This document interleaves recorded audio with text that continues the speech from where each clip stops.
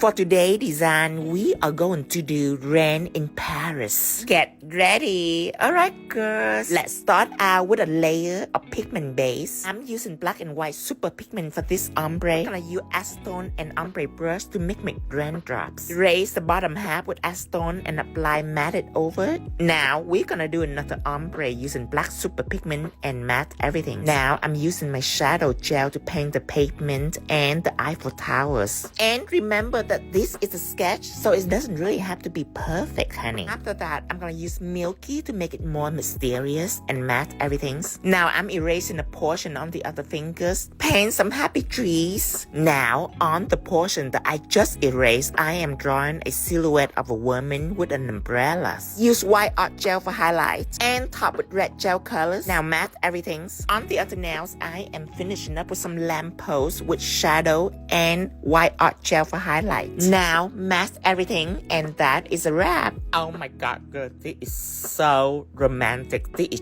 just like a black and white movies. Don't forget to include the red colors. Bye.